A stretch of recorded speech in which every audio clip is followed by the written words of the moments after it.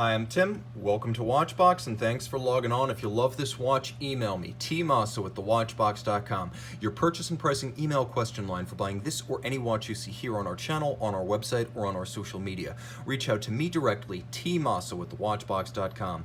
Today, we are discussing a 2016 5-piece limited edition of a watch originally launched in 2013. This is the Romain Gauthier Logical One. In titanium, this model is the BTG with grand faux enamel, blue dial and subdial, a 43mm blackened titanium case that measures 14.2mm thick, thinner than I expected, by 52.7mm lug-to-lug with a 22mm spacing between the lugs. Throw it on my 16cm circumference wrist, and this timepiece wears better than I expected.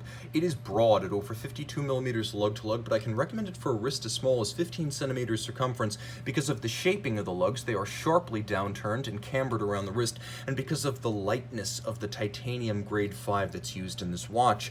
Now, taking a quick look at the hardware and the software, you can see that no expense is spared.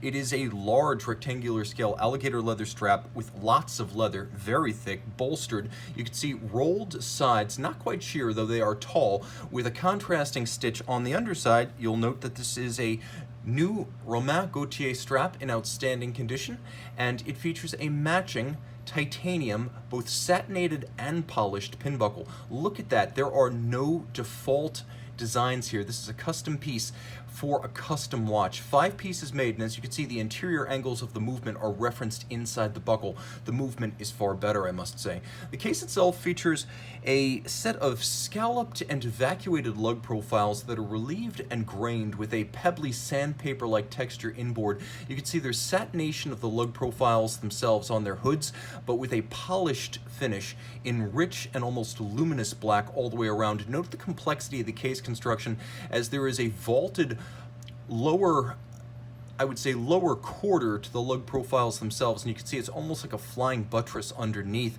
There is a pusher in white gold to wind the watch. There is another pusher, or I should say crown, in white gold to set the watch. The system is effectively an original. By the way, take note of the bezel, which is satinated with a light concave profile to visually pair the mass. The watch is artfully constructed inside and out. Now, the idea here is that you wind the watch using a button because it is less likely to damage a stem structure. Approximately 40 pushes are necessary to draw the chain and the fusee snail-cam into a position such that all 46 hours of manual wind power reserve are enabled. Now, I'd like to get real close here and show you one of the standout features of this watch. It uses a fusee and chain system, albeit not the circular spiral that you find on traditional fusee structures. This keeps the chain in the same plane as the structure being drawn. So you can see the snail cam allows the barrel, which slowly recovers the chain as it discharges. It allows the barrel to draw along a wider and wider, larger diameter portion of the snail cam, effectively working like a fusee. It increases the mechanical advantage of the mainspring as it's increasingly discharged. Less force from the mainspring, more mechanical advantage from the fusee system. So it maintains constant force to the escapement throughout the 46 hours of reserve. Now, you'll also note that there are small ruby rollers, actually 26 ruby rollers that act as the pivots for the chain internally, and you can see their ruby violet hue glowing underneath the polished outer plates of the chain.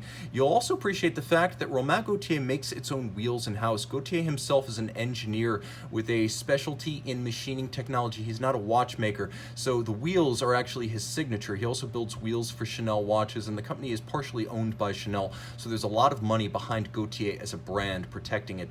The balance itself is also proprietary. You can see it's free sprung for shock resistance, and it beats away at 28,800 vibrations per hour. There are 26 joules inside the chain, an additional 37 joules throughout the movement. You can see the grand faux enamel, dial and subdial. You can even see that the screws themselves are proprietary to allow the application of more torque without rounding off the heads. Note the attention to detail in the finish, as the full structure bearing the fusee is alternately black polished and satinated with 1, 2, 3, 4, 5, 6, 7, 8, 9, 10, 11, 12 interior angles, and this is the highest standard of finish that you will find in Swiss watchmaking. The Logical One is not just logical, it is gorgeous and emotional. You can see there are 4 more interior angles inside the half bridge for the balance, and yet another interior angle holding the cock for the escape wheel. Turn it all over, and you can see this movement, which by the way is enormous at over 35 millimeters in diameter, features a power reserve indicator for the 46 hours reserve Dimanche. The barrel is open so you can see its state of wind adjacent. You'll note those recurring circle within circle style wheels. You'll also note that there are more instances of black polish, satination, and of course interior angles visible on the case back. 1, 2, 3, 4, 5, 6, 7, 8, 9, 10, 11. You can continue going. There are literally dozens of interior angles on this watch.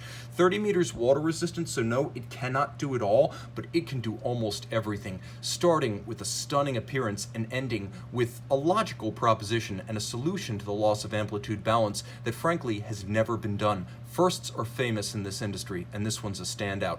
It was awarded in both 2013 and 2016 at the GPHG, so the Logical One is a double GPHG laureate. In 2013, it received the Men's Complication Prize. The model you see here in 2016, the Men's Watch Prize. Very few watches are doubly decorated at the GPHG. This one is deserving. Email tmosso at thewatchbox.com for purchase and pricing details of perhaps the best finished watch I've encountered.